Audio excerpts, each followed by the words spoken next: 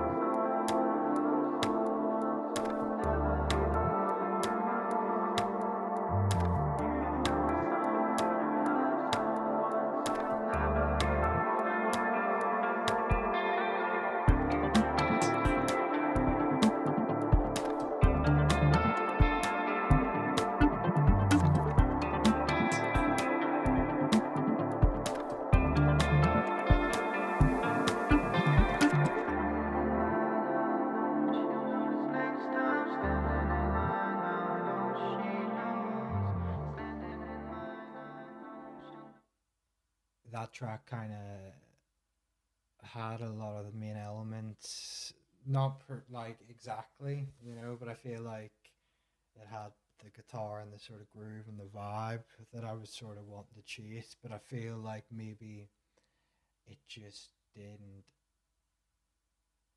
have the finesse, of what I wanted, or at least at the time, it was the best that I could do. And then over a period of time, it just didn't. I didn't feel comfortable putting it out. It just kind of felt not quite embarrassed by it, or it was just a wee bit left me feeling a wee bit too vulnerable, I guess. And that was something that was really sort of it took a while to kind of get over, I think. And so in the process of that, I kind of end up sort of shifting the track into a different direction, and often that's the way a lot of my music goes, where there's like the initial idea and then it kind of splits off and does its own thing, and um, I just kind of follow all these different paths. So sometimes there's maybe like four or five different versions, and not like subtle like variations, but quite drastic. I'll play this next demo, and you can kind of hear it's completely different. You know, and there wasn't a whole lot with the previous track that kind of carried over. I think there was a couple of wee things in between, like different bounces in between that sort of crossed it over a wee bit more. But um, even with this sort of second demo, I think the only thing that maybe carried across was like the outro and maybe some of the drum elements and stuff like that. Um, the bounce that I have here doesn't actually have the vocal in it. I can't remember where that bounce is. It might be on another computer or something like that. But I think I might, I'll upload it on the SoundCloud or something like that, and let's just hear it if I can find it. But yeah, I'll play you this now.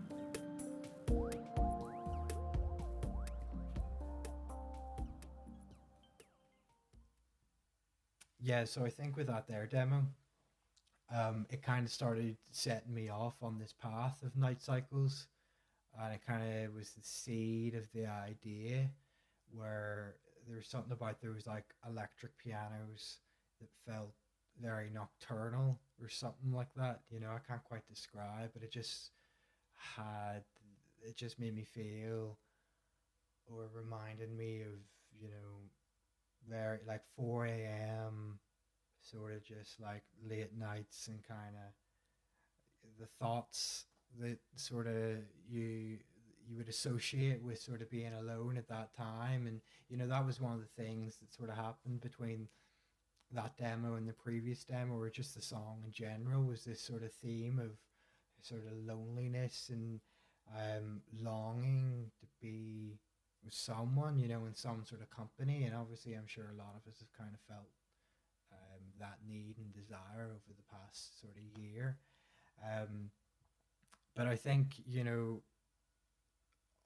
I, I, I I've got like a strong tendency to sort of try and force the guitar into a lot of things, or not so much force, but it's just a very easy thing for me to pick up and kind of like express myself on. And you know, it was my first instrument, so it's like, you know, I can kind of articulate some ideas a little bit better than maybe if it was on the keys.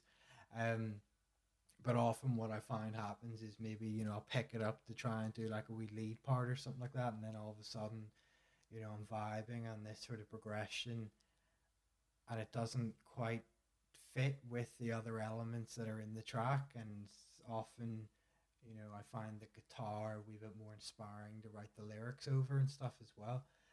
So that's kind of what ended up happening. Plus, I missed the guitar elements that were in that first demo, you know, and how that kind of felt. So I kind of wanted to return to those roots anyway. Um, but yeah, I guess we'll start off with the guitar because that's kind of how it starts. You know, it's quite a simple wee riff, I guess.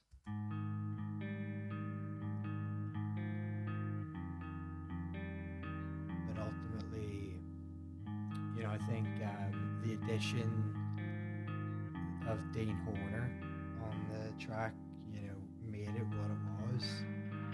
You know, just he is a madman whenever it comes to guitar. He's definitely like the best guitarist I know. And I think he just brought this sort of heightened level of emotion to it, which I don't think I could have ever achieved in my own guitar playing. So yeah, a lot of these sort of like swells and noises and stuff, like that's all him.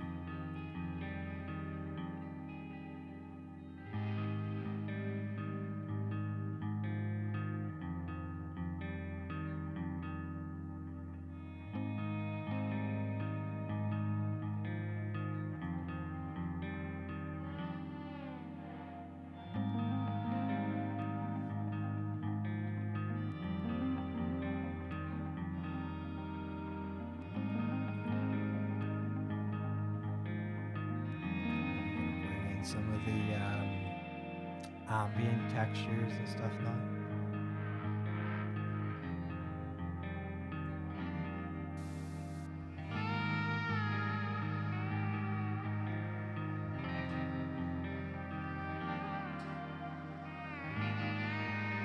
Often I find with the various iterations the track goes through, the ambient textures seem to kind of carry across a lot of the different versions because obviously they're not super tonal. As I sort of refine the structure of the track and sort of movement that I have, the textures can kind of remain and they sort of guide, you know, where things end up. And I do tend to find like I'll spend quite a bit of time on them, and you know, often with my own like my favorite songs out there, you know, it's like those wee elements that you don't notice on the first listen, but as you know, spend more time with the track, you end up coming across these wee layers and things that just sort of reveal themselves in time. You know, it's something that I kind of want to try and put in there, just sort of these wee beds and sort not so apparent on the first listen. But I think we're coming up to the addition of Quinn's viola parts, which were actually recorded, um, for a different track, but that track ultimately never really went anywhere, and it wasn't too much of a stretch to kind of stretch the audio and kind of just bring it down a wee bit. And I felt like it added a whole new texture and character to the outro. Because I mean, you wouldn't really tell that it's a viola, but it's just pitched down. It's kind of just got this nice scratchy quality to it that sometimes you just don't really get with certain like string libraries and stuff that are a wee bit too pristine. But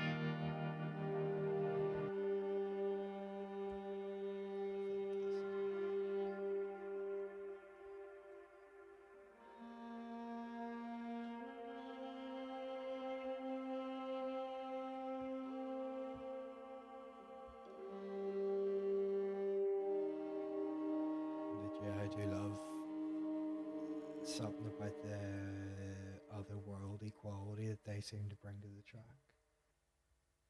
But yeah, I guess we'll check out some of the synths now.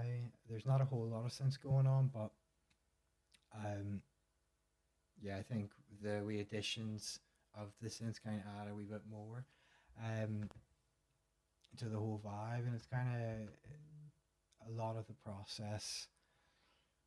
A lot of my production kind of seems to evolve around kind of just taking these wee small snippets of performances and kind of just having them thrown in. Um, be it with the drums or with the synth parts in this here sort of case, and the vocals as well. But yeah, I'll let you hear these synths now.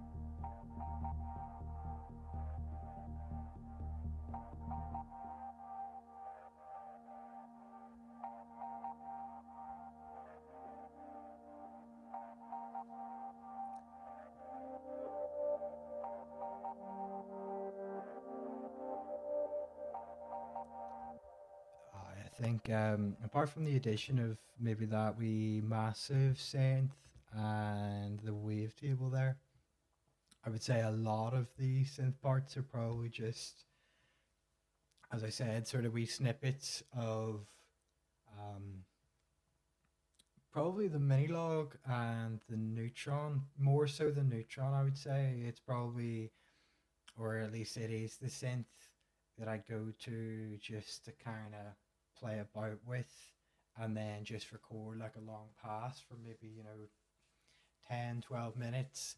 And, in this case, it is just like we sort of segments of that's a nice tone. So I'll just snip that and sort of throw some reverb and modulate it a wee bit. Um, I was really sort of happy with how those like wee synth elements came together. I feel like once I started to get them, I was like, all right, okay, this track is kind of moving in a direction that I feel like is kind of new for what I had been doing at the time. Sometimes you kind of feel like you get these wee level ups with music production, and it's wee simple things like that kind of just click for you, and you're like, okay, that's really satisfying. Um, and I guess some of the drums, the drums are kind of similar sort of way where it's, maybe I'll take, a couple of samples and I'll fire it into a drum rack and, start to get the foundation of the groove going, and then maybe I'll have a like wee flick through some percussion loops and stuff like that, and just chop out one or two hits, um, and then kind of place them into whatever groove that I've kind of got, rather than maybe using the whole entire loop. And just those wee small hits that kind of take such a simple loop, and then sort of extend that simple loop into one that's maybe a longer one, like 8 or 16 bars. But yeah, that's how we listen to the drums. Nothing too special, but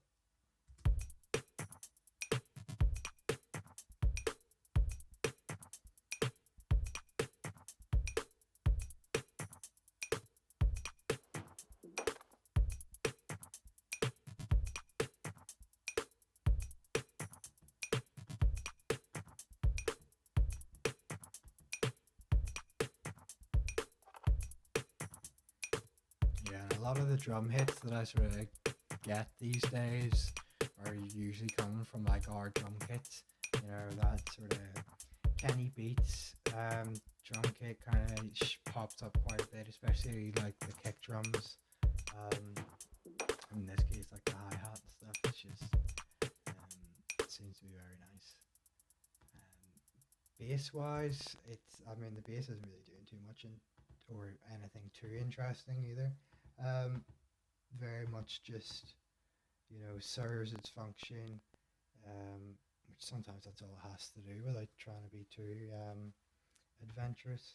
I feel like for a while I was trying to make each individual part be feel exciting for me personally, or feeling like you have to be like every single element of the song has to be like this amazing thing, when really that's not the case. Everything has to serve the song and have its role to play without, otherwise it's a mess.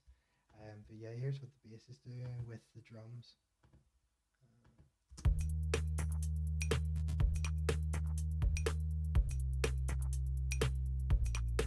Yeah, so it's very fundamental. I reckon that's probably the neutron as well.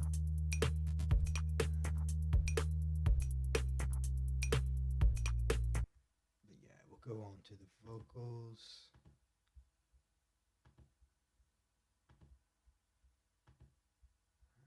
Let's see. So yeah, the intro is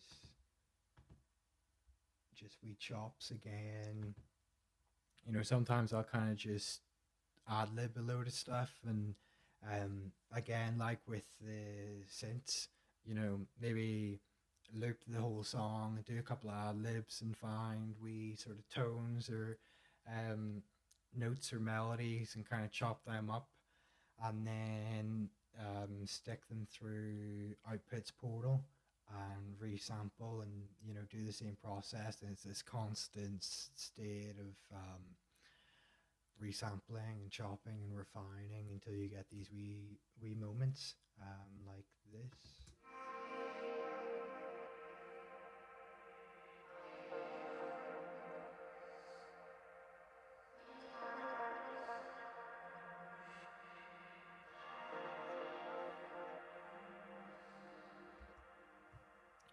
And then we'll go into the main vocal itself.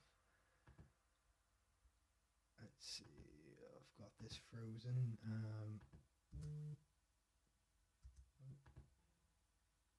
Same conversation with different faces. Know which ones you like, but always stay vacant. I can't decide why I use like this auto pitch for my auto tune a lot of the time. Nowadays, I've kind of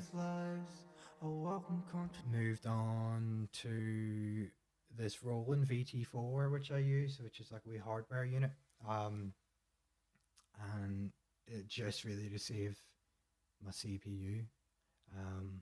Sometimes it just builds up, and you've got a lot of auto tune. But if I'm working with someone else, I usually still revert back to that meld a auto pitch, and even for like using it, the formatting, for a couple of things, which I think I've done here, with shifting it down -4. Same conversation. Know which one you like. Yeah. So I do that quite a lot. I think the big example would be, from the outside. There's quite a lot of form and shifting going on there, but I guess that takes us over into these sort of more drones, and kind of, that's just a wee bit of a build up there.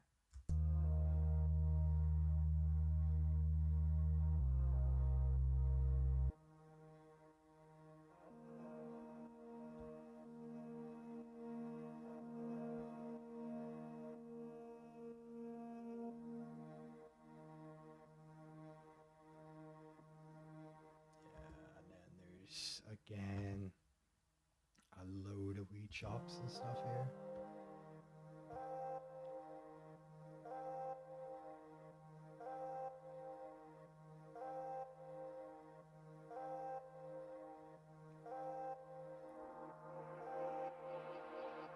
And then just like a drum rack with a load more chops, and then I think I probably would have just whacked a load of reverb on and just sort of hit the repeat function on the push to kind of make this bigger drum.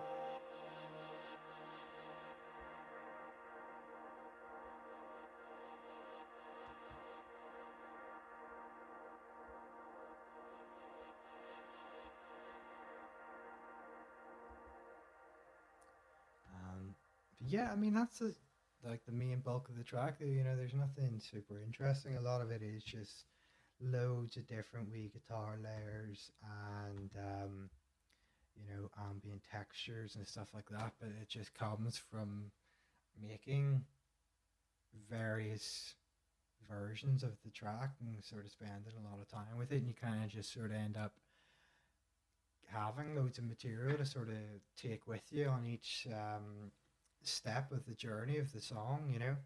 Um, but yeah, hopefully this was, somewhat helpful for you, or at least mildly interesting. It wasn't too much of a ramble. But yeah, thanks again to everyone who sort of checked out the EP and stuff, and I really appreciate you listening and all the feedback, and hopefully I'll have some more music for you soon. And if you like this, let me know, and maybe I'll try and do some more of it, or some of the other tracks. Yeah, thanks very much.